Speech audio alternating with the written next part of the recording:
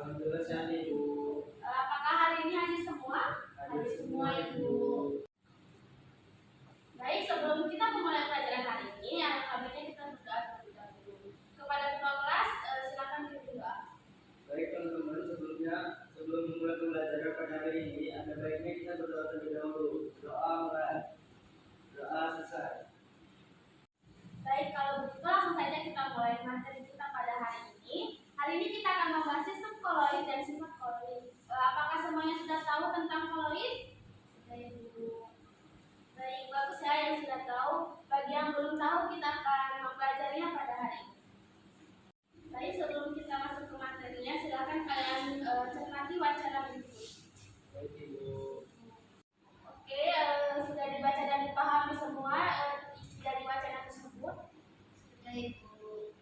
Sekarang berdasarkan wacana tersebut, apakah kalian bisa membedakan antara wacana 1 dan wacana 2? Bisa Ibu. Pada gambar 1, kabut asap mempunyai sifat basic gas. Lalu pada gambar 2, susu, kopi, dan larutan garam termasuk campuran larutan berbentuk cairan Bu. Jawabannya ya. Jadi kabut asap mempunyai sifat basic gas di mana campuran partikel kecil, cair atau padat tersebar di udara. Apakah ada yang ingin ditanyakan? Saya Bu, contoh partikel kecil asap itu seperti apa ya? Pertanyaan yang bagus. Adakah teman-teman yang bisa menjawab pertanyaannya? Baik, Ibu kasih clue ya. Jadi jika kalian keluar pagi-pagi, di mana yang malamnya itu habis turun hujan, biasanya udaranya bagaimana? Udaranya masih dingin dan sejuk Ibu, dan terdapat banyak embun di udara sehingga membentuk kabut asap Ibu. Yang membentuk seperti kabut asap itulah yang disebut partikel kecil yang melayang di udara. Baik, kita harus cepat dulu nih. Baik, sekarang kita akan membahas wacana yang kedua. Tapi sebelum membahas wacana yang kedua, adakah dari kalian yang tahu apa itu dispersi? Saya Bu. Dispersi adalah campuran di mana suatu zat tersebut dalam zat lain. Tepat sekali ya. Jadi sistem dispersi adalah sistem di mana suatu zat tersebar merata hasil terdispersi di dalam zat medium berdispersi. Sistem dispersi dibagi menjadi 3, ada sistem dispersi kasar, dispersi koloid, dan dispersi halus. Ada yang ditanyakan lagi? Saya Bu, perbedaan sistem dispersi itu apa ya Bu? Pertanyaan yang bagus. Apa ada lagi yang ingin bertanya? Saya Bu, apa saja contoh dan ketiga dispersi Bu? Pertanyaan yang bagus. Untuk menjawab pertanyaan tersebut, mari kita bahas dalam wacana yang telah Ibu berikan. Ada yang bisa membedakan dari jenis ketiga cairan tersebut? Saya Bu, menurut saya gambar A, susu termasuk campuran homogen. Gambar B, kopi termasuk campuran heterogen. Dan gambar C, larutan garam termasuk campuran homogen. Benar ya jawabannya, tapi ada yang bisa memberikan alasan mengapa campuran tersebut ada yang digolongkan sebagai campuran homogen dan campuran heterogen? Saya Bu, susu dan larutan garam termasuk campuran homogen karena campuran tersebut tercampur merata dan tidak dapat dibedakan. Sedangkan kopi termasuk campuran heterogen karena campuran tersebut tidak tercampur sempurna dan masih dapat dibedakan Bu. Bagus sekali jawabannya ya. Namun pada susu itu jika kita lihat lebih mendalam, ternyata susu adalah campuran heterogen. Tapi ada yang tahu kenapa susu disebut sebagai campuran heterogen? Baik, Ibu kasih clue lagi ya. Jadi untuk wacana ini sama kayak wacana yang kedua. Ada yang bisa menjawabnya? Saya Bu, karena bentuk partikel-partikel dari susu itu ukurannya kecil sehingga tidak bisa dibedakan dengan mata secara langsung Bu. Benar sekali ya. Jadi yang dijelaskan sama teman kalian itu adalah sebagian pengertian dari koloid. Sekarang ada yang bisa menjelaskan secara rinci apa itu koloid?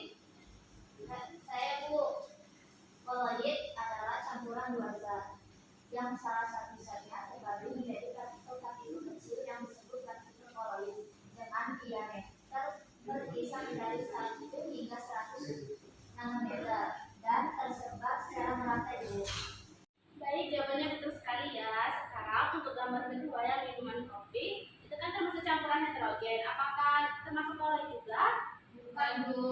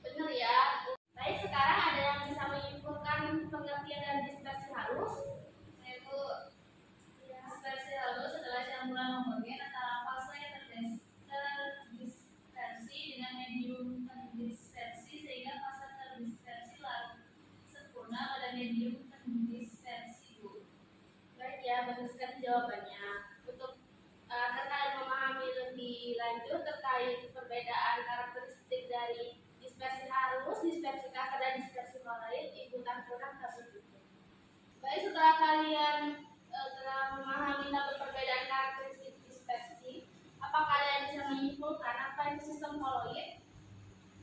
Saya bilang sistem koloid adalah sistem dispersi yang terdiri atas dua fase zat, yaitu heterogen, baik fase terdispersi maupun medium terdispersinya, dapat berwujud padat, cair atau gas. Baik, benar sekali ya jawabannya. Namun dari ketiga fase zat padat, cair, dan gas, pada sistem koloid hanya dapat terbentuk 8 fase zat. Bisa dilihat dari tabel berikut. Setelah mengamati tabel jenis koloid, kenapa tidak ada fase terdispersi gas dan medium terdispersi gas? Ada yang tahu?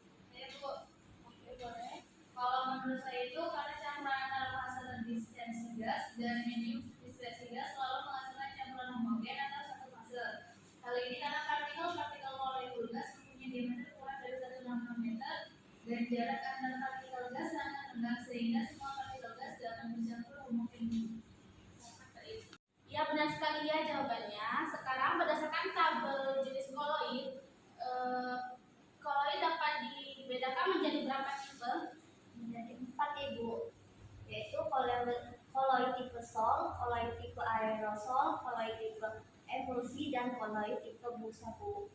Nah, sekarang ingin bertanya kepada kalian. Kita sudah membahas tentang beberapa jenis koloid, ada sol, aerosol, emulsi, dan busa. Sekarang siapa yang bisa memberikan contoh koloid jenis sol dalam kehidupan sehari-hari? Ya Bu, ya salah satu contoh koloid sol dalam kehidupan sehari-hari adalah cat Bu. Betul ya, contohnya itu adalah cat. Tapi ada yang bisa memberikan alasan kenapa cat termasuk ke dalam koloid jenis sol? Saya Bu, ya, karena cat terdiri dari partikel-partikel padat berupa pigmen warna yang tersebar dalam medium cair, yaitu pelarutnya. Dalam hal ini, pigmen warna berperan sebagai fase terdispersi dan cairan sebagai medium terdispersinya Ibu. Benar ya jawabannya, tapi ada yang bisa menambahkan jawaban dari temannya? Saya Bu, Ya, jika kita melihat cat yang lama tidak diaduk, kita bisa menemukan endapan di bagian bawah kalengnya.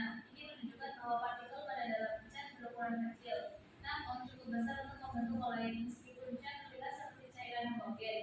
Jika diperiksa lebih dalam, partikelnya masih tersebar dalam bentuk koloid Bu. Ya, jadi benar sekali jawaban dari temannya ya. Oke, sekarang kita lanjut ke jenis koloid aerosol. Adakah yang bisa memberikan contoh dalam kehidupan sehari-hari? saya Bu. Contoh aerosol adalah kabut. Kabut terbentuk ketika partikel air dalam bentuk cair tersebar di udara, yang merupakan medium gas. Partikel air ini sangat kecil sehingga dapat melayang di udara dan membentuk kabut tebal Ibu. Oke, jawabannya sudah betul ya. Tapi ada yang bisa memberikan contoh lain dan memberikan alasannya kenapa? Saya Bu, aerosol adalah jenis koloid di mana fase terdispersinya berupa cairan atau padatan dan medium terdispersinya berupa gas. Contoh aerosol lainnya adalah asap Bu yang terbentuk dari partikel padat karbon kecil yang tersebar di udara. Keduanya tampak seperti campuran rata di udara, tetapi sebenarnya partikel-partikel koloid tersebar di medium gas Bu. Betul sekali jawabannya ya. Sekarang kita lanjut ke jenis koloid tipe emulsi. Sekarang ada yang bisa memberikan contohnya? Saya ingin menjawab Ibu. Contoh emulsi adalah susu. Dalam susu, fase terdispersinya adalah lemak susu. Sementara medium terdispersinya adalah air. Susu terlihat seperti cairan putih yang seragam. Tetapi, jika kita lihat dengan mikroskop, partikel lemak susu sebenarnya tersebar dalam air Ibu. Mengapa susu termasuk dalam emulsi? Saya Bu, susu termasuk emulsi itu karena dua zat cair yang tidak saling bercampur, yaitu lemak dan air, dapat menyatu dengan bantuan zat pememulsi. Dalam susu, zat pememulsinya adalah protein kasein yang membantu lemak tetap tersebar merata dalam air dan menjaga kestabilan susu Bu. Oke, benar sekali jawabannya ya. Oke, sekarang yang terakhir tipe jenis koloid yang terakhir adalah busa. Ada yang bisa memberikan contoh busa dalam kehidupan sehari-hari? Saya Bu. Contoh buih adalah busa sabun. Dalam buih, fase terdispersinya adalah gas yaitu udara, sedangkan medium terdispersinya adalah cairan, yaitu air sabun. Ketika kita meniup air sabun,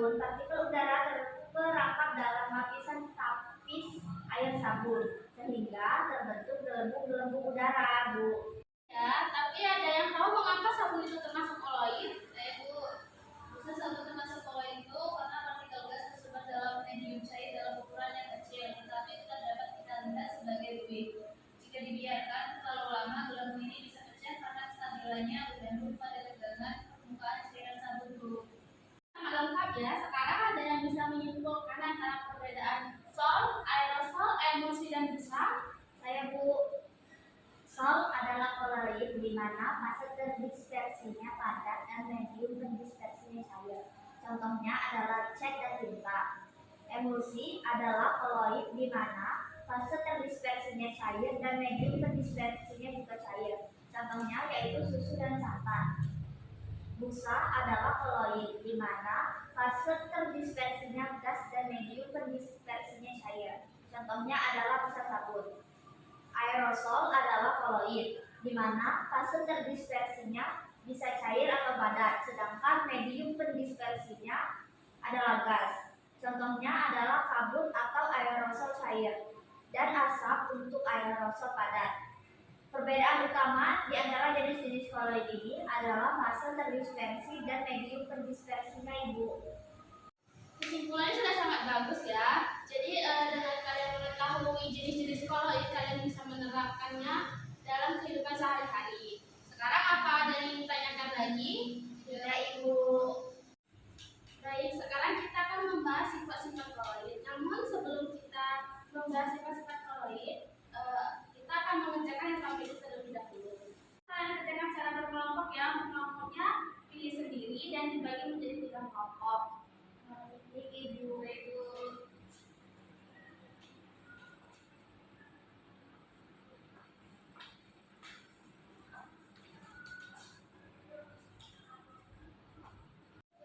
Baik, apakah semua kelompok sudah mendapatkan LKPD-nya?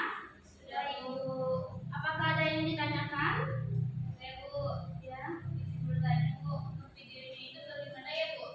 Oke, untuk videonya silakan kalian tonton di link yang ada di LKPD tersebut yang telah dibagikan.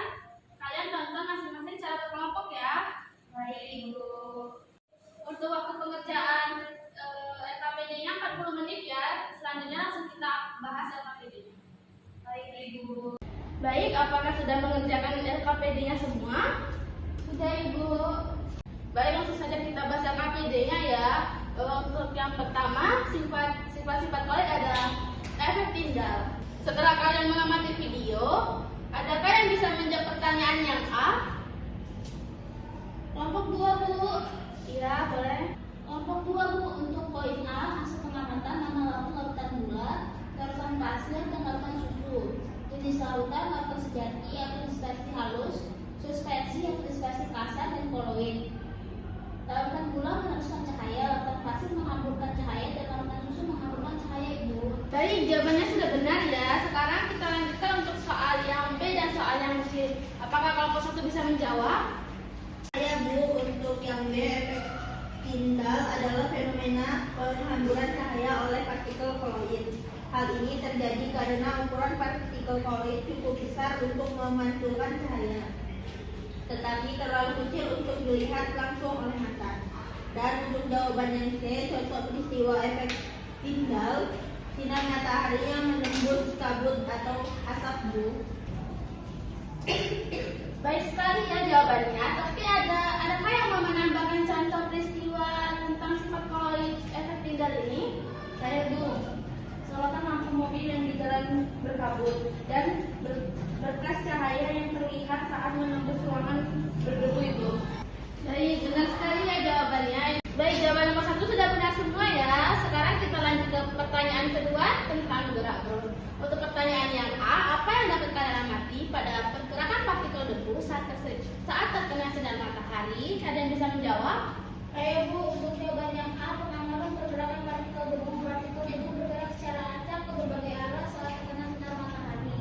Gerakan ini tidak teratur karena partikel bertumbukan dengan molekul di udara sekitarnya.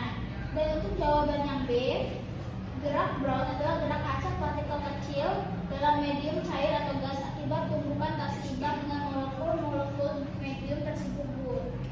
Oke, jawabannya sudah betul ya. Untuk pertanyaan A dan B. Sekarang untuk pertanyaan C dan D, ada yang bisa menjawab dari kelompok 3? Untuk jawaban yang C, stabilitas koloid melalui gerak Brown. Gerak Brown mencegah partikel koloid mengendap karena gerakan acak ini menyimbangkan gaya gravitasi. Dengan demikian, partikel koloid tetap tersuspensi dan stabil dalam medium. Dan untuk jawaban yang D, contoh penerapan gerak Brown, partikel susu yang terdispersi merata dalam air, pergerakan debu di udara, dan stabilitas tinta dalam air limbah. Baik, jawabannya sudah benar sekali ya. Jadi kita lanjut ke pertanyaan yang ketiga, sifat-sifat koloid absorpsi. Setelah kalian mengamati video yang telah diberikan, siapa yang bisa menjawab pertanyaan yang A?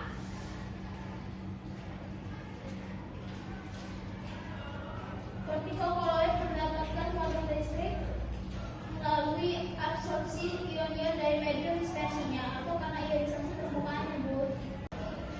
Baik, jawabannya itu sudah benar, tapi masih ada yang kurang. Ada yang bisa menambahkan jawabannya? Saya Bu, partikel koloid mendapatkan muatan listrik melalui absorpsi ion-ion dan medium sekitarnya. Misalnya, partikel koloid bisa menyerap ion positif atau ion negatif tergantung jenis partikel dan mediumnya, Bu. Baik, jawabannya sudah benar ya. Selanjutnya kita lanjut ke pertanyaan yang B. Adakah kelompok yang bisa menjawab? Saya Bu, absorpsi adalah kemampuan partikel koloid untuk menarik dan menahan molekul atau ion pada permukaannya. Proses ini terjadi karena partikel koloid memiliki luas permukaan besar yang memungkinkan penyerapan zat. Baik, jawabannya sudah benar ya. Lanjut kita ke pertanyaan yang C. Bagaimana penerapan sifat koloid pada prinsip kerja norit? Ada untuk kelompok 2 bisa menjawab?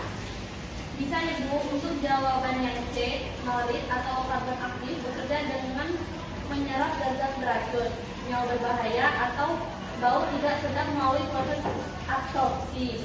Ion-ion atau molekul menempel pada permukaan pori-pori norit. Dan contoh penerapan absorpsi dalam kehidupan sehari-hari yaitu penggunaan karbon aktif dalam penyaringan air untuk menyerap bau dan kotoran Bu. Ya, jawabannya sudah benar sekali ya. Tapi ada yang bisa menambahkan nggak contoh penerapan absorpsi dalam kehidupan sehari-hari? Bu, masker karbon untuk menyerap polutan udara, penjernihan gula tebu, dan penjernihan air menggunakan tawas Ibu. Ya, jawabannya sudah benar sekali ya. Lalu kita lanjut ke pertanyaan yang keempat, sifat-sifat koloid elektrofloresis. Setelah kalian mengamati video yang telah dibagikan, lanjut saja pertanyaannya. Untuk pertanyaan yang pertama, apa yang dimaksud dengan elektrofloresis koloid? Ada yang bisa menjawab? Saya Bu, elektrofloresis adalah pergerakan partikel koloid bermuatan dalam medan listrik menuju elektroda dengan muatan berlawanan. Cara menunjukkan muatan koloid yaitu dengan mengalirkan arus listrik melalui medium koloid. Partikel bermuatan akan bergerak ke arah elektroda positif atau anoda dan negatif atau tergantung jenis muatannya Bu. Baik, jawabannya sudah benar sekali ya. Dan terima kasih juga untuk kelompok 2 yang sudah menjawab pertanyaan yang nomor yang B. Lalu kita lanjut ke pertanyaan yang C. Siapa yang bisa menjawab?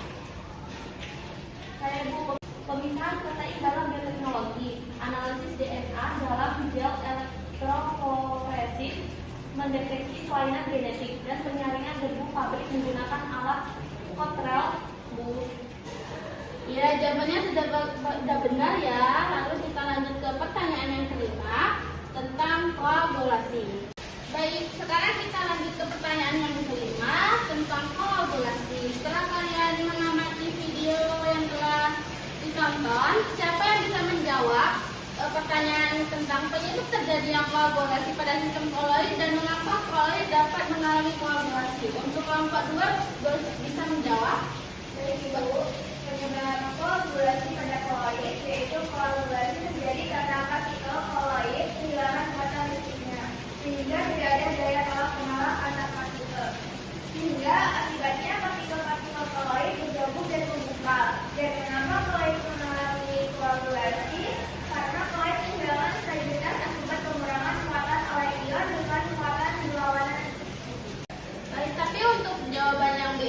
kurang tepat ya. Ada jawaban dari kelompok lain mungkin yang berbeda dari kelompok 2. Bu, mengapa koloid mengalami koagulasi? Karena koloid kehilangan stabilitas akibat penambahan muatan oleh ion dengan muatan berlawanan, atau karena pemanasan yang menyebabkan partikel saling mengikat, Bu. Baik, jadi benar ya jawabannya. Jadi koagulasi itu mengalami penambahan bukan pengurangan. Oke, selanjutnya ada yang bisa menjawab pertanyaan yang C, cara mengaplikasi sifat koagulasi dalam kehidupan sehari-hari. Contohnya pengolahan air limbah menggunakan tawas untuk mengumpalkan kotoran. Kemudian pembentukan keju dari susu dan pengumpalan latex dalam industri karet, Bu. Baik, jadi sudah benar ya jawaban yang C. Sekarang siapa yang dapat menyimpulkan pengertian dari koagulasi? Saya, Bu. Koagulasi adalah proses penggumpalan atau pengendapan partikel-partikel koloid sehingga fase terdispersi terpisah dari medium berdispersinya. Akibat hilangnya stabilitas muatan yang memiliki peran penting dalam banyak aplikasi industri dan lingkungan hidup. Oke, sekarang kita lanjut ke sifat koloid yang keenam, itu ada koloid dialisis. Setelah kalian menonton video yang telah Ibu berikan, siapa yang bisa menjawab pertanyaan bagaimana cara pemurnian koloid dengan cara dialisis? Saya, Ibu. Dialisis adalah proses pemisahan ion-ion kecil atau molekul kecil dari larutan koloid menggunakan membran semipermeable. Molekul kecil merembes keluar melalui membran, sementara partikel koloid tertahan dulu. Oke, jawabannya sudah benar ya. Lalu apa sih hubungan alat pencuci darah dengan dialisis? Setelah kalian mengamati video yang sudah ditampilkan dan kalian nonton, baik Ibu, alat cuci darah atau hemodialisis menggunakan prinsip dialisis untuk memisahkan atau menyaring zat sisa metabolisme seperti urea dari darah. Pasien gagal ginjal melalui membran semipermeable sehingga darah menjadi bersih, Bu. Ya, lalu siapa yang bisa menjawab pengertian dialisis setelah kalian mengamati video tersebut? Dialisis adalah metode pemisahan atau pengurangan ion-ion pengganggu yang terdapat dalam sistem koloid berdasarkan ukuran menggunakan membran semipermeable. Contoh penerapan dialisis yaitu pemurnian protein dalam biokimia, pemurnian darah pada pasien gagal ginjal, dan pemisahan ion logam berat dari air limbah hidup. Wah, jawabannya sudah benar-benar semua ya. Lalu kita lanjut untuk pertanyaan yang terakhir tentang sifat koloid pelindung. Ada yang bisa menjawab pertanyaan yang A, apa yang dimaksud dengan koloid pelindung? Koloid pelindung adalah koloid yang melindungi koloid lain dari koagulasi dengan membentuk lapisan di sekitar partikel koloid utama. Cara kerja koloid pelindung yaitu partikel koloid pelindung membungkus partikel koloid lain sehingga memecah partikel-partikel tersebut bersentuhan dan membungkal agar partikel tersebut tetap stabil, Bu. Baik, selanjutnya kita lanjut ke pertanyaan yang terakhir. Sebutkan fenomena yang berkaitan dengan fenomena koloid pelindung dalam kehidupan sehari-hari. Untuk kelompok 2, silakan jawab. Saya, Bu, contohnya penambahan gelatin pada es krim untuk mencegah pembentukan kristal es besar. Penggunaan kasein dalam susu sebagai pelindung lemak susu dan penambah deterjen pada emulsi minyak air, Bu. Oke, jadi jawaban kalian sudah sangat lengkap dan hampir benar semua ya. Oke, setelah kita menjawab pertanyaan ini, ada yang bisa menyimpulkan tidak dari sifat-sifat koloid? Silakan untuk dua kelompok menyimpulkan tentang sifat-sifat koloid. Saya, Bu. Efek tinggal terjadi karena partikel koloid mampu menghamburkan cahaya, berbeda dengan larutan sedasi yang tidak. Fenomena ini terjadi pada sinar lampu dalam kabut atau debu yang diterangi cahaya. Yang kedua, gerak Brown. Gerak Brown merupakan gerak acak partikel koloid yang disebabkan oleh hubungan dengan molekul medium sekitarnya. Gerak ini penting untuk menjaga kestabilan koloid karena mencegah partikel-partikel bergantung dan mengendap. Yang ketiga, absorpsi. Absorpsi adalah penyerahan ion atau molekul oleh permukaan partikel koloid. Proses ini memberikan muatan listrik pada koloid yang membantu menjaga kestabilan. Absorpsi juga digunakan dalam kehidupan sehari-hari, seperti penyaringan air dengan karbon aktif. Yang keempat,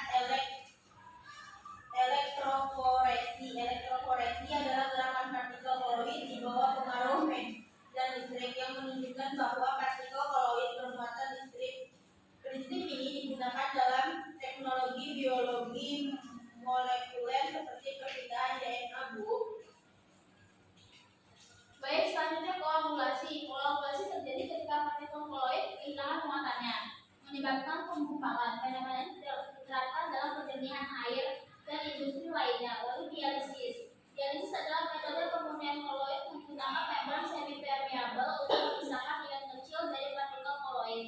Prinsip ini digunakan pada mesin cuci darah dan pemurnian bahan industri. Dan yang terakhir, koloid pelindung. Koloid pelindung melindungi koloid lain dari koagulasi dengan membentuk lapisan sekitarnya. Contoh penerapannya adalah penggunaan diracun pada es krim untuk menjaga tekstur, Bu.